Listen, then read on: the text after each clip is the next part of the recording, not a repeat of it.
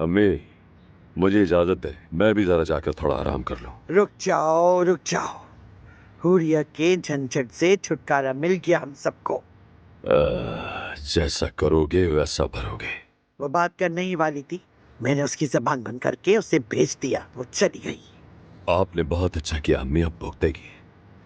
अब तुम भी अपने बेटे का ख्याल रखो, अपना बर्ताव बदलो, डांट डपट कम करो। क्या मैंने तुम्हें ऐसे जवान किया था?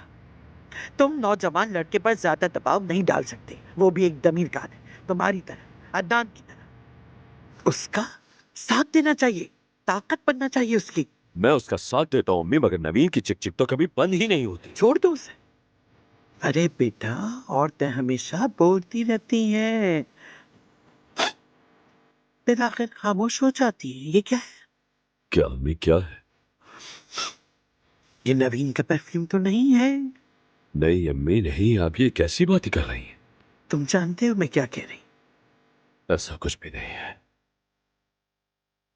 ये मत भूलना कि तुम मेरी औलाद हो अब्बास। मैं वाकिफ हूं तुम्हारी हर रग से।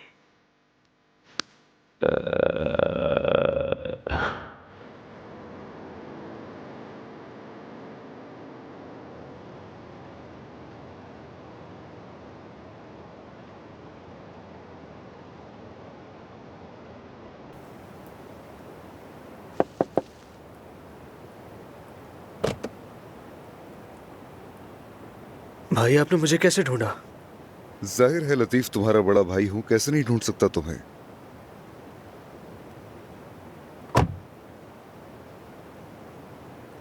मैं भी बहुत बार आया हूं यहाँ रिलैक्स होने के लिए। मुझे नहीं लगता आप मुझ जैसे बदकिस्मत थे भाई। तुम ऐसा क्यों कह रहे हो? दबीर कान है हम लोग, खतरे में कूदते हैं, तुम्हें मालूम नहीं? मालूम है, मगर कभी मलिहा जैसी लड़की आपकी जिंदगी में नहीं आई। हमने बहुत से दूसरे खतरे बर्दाश्त किए हैं। मैंने आपकी बात मानी।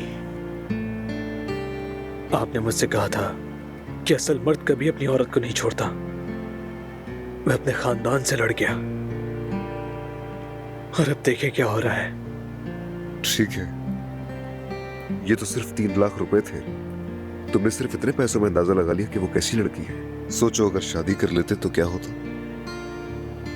शादीशुदा जिंदगी मुख्तलिफ होती है।